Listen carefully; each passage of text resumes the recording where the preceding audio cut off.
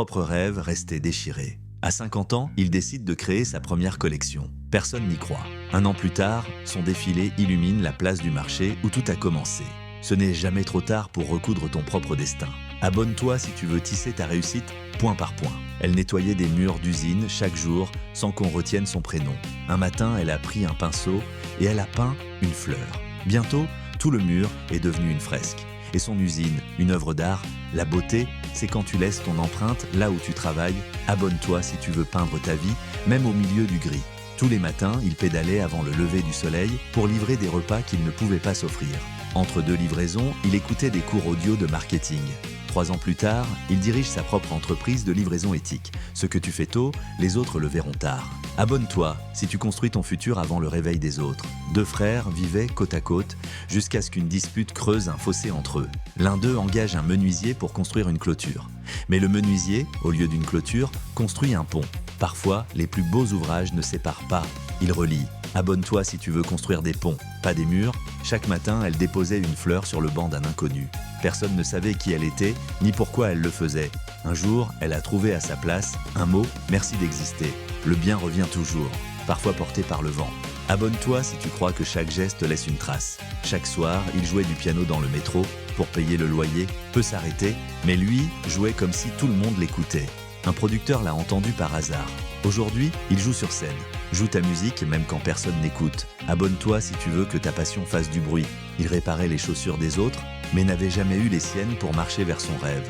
Un jour, il a décidé de fabriquer une paire pour lui. Il les a portés jusqu'à une école où il a inscrit sa fille. Parfois, réparer les autres t'apprend à te reconstruire toi-même. Abonne-toi si tu avances, même à petits pas. Elle servait les autres pendant que son propre rêve refroidissait dans un coin. Entre 2 tables, elle écrivait des recettes de dessert sur des serviettes. 3 ans plus tard, son propre café s'appelle Les Serviettes. Ton rêve peut naître là où tu travailles aujourd'hui. Abonne-toi si tu veux transformer ton quotidien en départ. Chaque nuit, pendant que la ville dormait, il balayait les rues. Il disait que les étoiles tombaient parfois au sol et qu'il les remettait à leur place. Un enfant du quartier a fini par l'appeler le gardien du ciel. Certains effacent la saleté, lui effaçait la tristesse. Abonne-toi si tu veux briller, même dans l'ombre. Il coupait les cheveux, mais surtout, il recousait les cœurs. Il écoutait sans juger. Les gens entraient lourds, ils repartaient légers. Quand sa femme est partie, il a fermé 3 mois. Puis il a rouvert pour continuer à écouter. Guérir les autres, parfois, c'est la seule façon de se guérir soi-même. Abonne-toi si tu veux continuer, même quand tout s'arrête. Chaque matin, il courait sur le même pont, seul. Il avait commencé le lendemain d'un burn-out, juste pour respirer. 3 ans plus tard, ce pont l'a vu traverser un marathon entier.